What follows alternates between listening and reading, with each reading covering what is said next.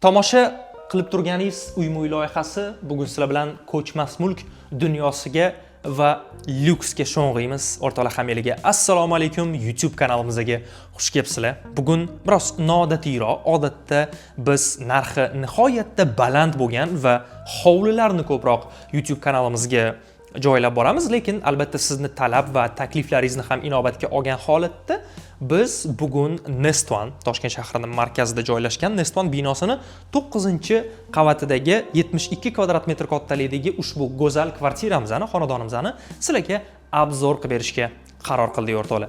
Minimalistik dizayndagi ushbu kvartiramizni video so'ngida albatta dizayn bo'yicha qimmatbaho fikrlaringizni ham yozib qo'ysangiz, shaxsan men juda ham xursand bo'lgan bo'lardim. Hozir biz o'rtoqlar prixoshkadan shundoq kirib kelishimiz bilan umumiy xonaga keldik. Ya'ni bu studio formatida, tabiiy holat, siz oshxonadan va yumshoq zonadan bilishingiz mumkin. Bu yerda devor yo'q va oppoqqina minimalistichniy, chiroyli yarki svetlar bilan, yana tepli svetlar bilan biz oshxonani ko'rishimiz mumkin bo'ladi. Undan tashqari 4 kishi uchun stul va shu stolni bu tomoni endi dam olish zonasi hisoblanadi. Bu yerda yumshoq zonada o'tirib, maza qilib hordiq chiqarishingiz va televizor tomosha qilishingiz mumkin. Mana bu joy esa prixoshka, ahamiyat berib qo'yasizlar. Xonadon egalari robot pылесос ham qo'yib qo'yibdilar, ya'ni changyutgich va mana bu yerdan kirib kelasiz. Chap tomondan uyimiz boshlanadi. O'ng tomonimizda to'g'ri katta bo'lmasa-da, lekin sizni to'liq ko'rsatadigan chiroyli oyna bor. O'zingizga qarab, pardoz-andoz ishlarini qilib, keyin tashqariga chiqib ketsangiz bo'ladi. Bu yoqda shkaf, albatta kelib narsalaringizni ilib qo'ysangiz yoki bemalol oyoq kiyimlaringizni shoqqa solib qo'ysangiz bo'ladi. Men yana bitta fishkasini bugun sizlarga ko'rsatib bermoqchiman. Yo'q, bu yerdagi skrytiy turli xil posudomoyka yoki xolodilniklar haqida gap bormaydi. Hattoki mana bu go'zal va high-tech formatidagi radiator haqida ham gapirmoqchimiz. Bugun sizlarga ko'rsatmoqchi bo'lgan burchagim aynan mana shu.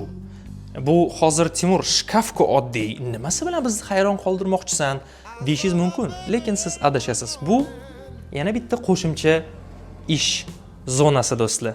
Bu yoqqa siz bitta chiroyli stulchani qo'yib qo'yib, notebookingizni qo'yib qo'yib, chiroqchani chiroyli qilib yoqib olib, shu yerda ishlaringizni qilishingiz mumkin va mana bu yerda yana bitta qo'shimcha shkaf ham bor. Kitoblaringiz yoki o'zingizning ishingizga oid narsalarni solib qo'yishingiz uchun.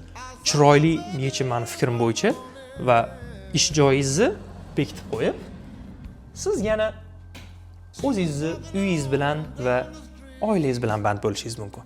Ko'rib turganinglardek, uyimizda juda ham ko'plab skrytiy eshiklarni ko'rishinglar mumkin va to'g'risi hozirgi kunning eng zamonaviy yechimlaridan bittasi aynan mana shunaqa skrytiy eshiklar deb bilaman va bu eshigimiz ortida umumiy sanuzel matoviy keramogranitlardan foydalanilgan holda yoriqqina oppoq chiroqlar bilan minimalistik, juda ham chiroyli bu yerdagi santexnika uskunalari bilan dizaynni haqiqatdan yorib qo'yishdi. Shaxsan men maza qildim, chunki bu yerda ortiqcha detal, ortiqcha ranglar, ko'zni charchatadigan biron bir ranglarni ko'rmaysiz va dushovoy kabinka, ichkariga kirasiz va ichkarida yaxshi ma'noda tabiiy betonni effektini berib turadigan keramogranit, matoviy, chiroyli.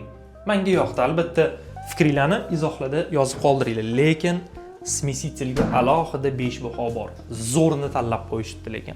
Endi esa o'rtoqlar koridor bo'ylab siz bilan asosiy kattalar yotoqxonasi va bolalar yotoqxonasiga o'tamiz va albatta devordagi dekorga ham bitta ahamiyat berib qo'yishimiz kerak.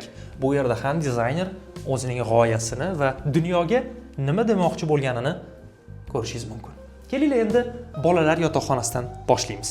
Bolalar yotoqxonasida va nafaqat bu yerda, balki butun uyda har bitta xonada alohida havo paneli bor. Siz o'zingizga mos temperaturani tanlab, o'zingizga komfort sharoitni yaratib olishingiz mumkin va tabiiy holat bu yerda tepli pol bor. Siz qish paytlari bu yoqdan umuman qiynalmaysiz va 9-qavatdan go'zal manzarani ko'rib, quyosh botishini ko'rib, maza qilib zavqlanishingiz mumkin. Mana bu yerda bolajonimiz uchun bittagina katta kravat, darslarni qilish uchun, vaqt o'tkazish uchun mana bu yerda stol va bu yerda juda ham ko'p mamlaqa polishkalar qilib qo'yibdilar.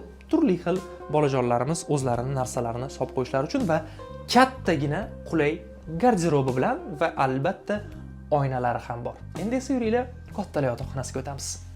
Endi esa navbat kattalar yotoqxonasiga va yotoqxonaga ahamiyat bering. Aynan yotoq zonasi anchagina pastda. Va bu qandaydir ham qadriyat, tarix va o'ziga xoslikni beryapti. Aynan men Yaponiya filmlarida, turli xil Yaponiya madaniyatida mana shu kabi yotoq zonalarini ko'rganman. Va mana bu chiroqga alohida 5 baho bor. Dizayner haqiqatdan ham bu uyga kattagina mehr bergani ko'rinib turibdi va bu yerda neytral kulrang va qora rang hamda och jigarrang uyg'unligidagi siz xonani ko'rishingiz mumkin bo'ladi.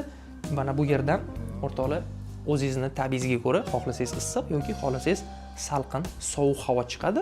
Siz o'ylashingiz mumkin, Timur kattalar yotoqxonasini chiroyli qilishibdi, haqiqatan gap bo'lishi mumkin emas, lekin garderobga joy qoldirishmabdi-da desangiz, adashasiz. Mana bu yerda ham skrytiy eshik bor va bu yashirin eshik ortida kattagina chiroyli garderob. Bu yerga bemalol kiyimlar sig'adi. Mana bu yerga o'zingizga kerakli bo'lgan barcha narsalarni qo'yib qo'ysangiz bo'ladi va barcha narsalaringiz joy-joyida turishi uchun menimcha yetarli deb o'ylayman. 72 kvadrat metr kattalikdagi ushbu go'zal koshonamiz albatta hozirgi kunda sotuvda. Toshkent shahrining markazi Nest One binosida joylashgan ushbu chiroyli go'zal xonadonni siz bugungi kunda 350 ming dollarga xarid qilishingiz mumkin. Agarda sizga bu yoqsa, kelib ko'rmoqchi bo'lsangiz va xarid qilish istagi paydo bo'lgan bo'lsa, biz izohlarda telefon raqamlarini qoldiramiz va albatta uyni dizayni bo'yicha o'zingizning qimmatbaho fikrlaringizni izohlarda yozib qoldirishni unutmang. Hamda like va obuna tugmasini bosib qo'yish esingizdan chiqmasin. Ko'rishguncha.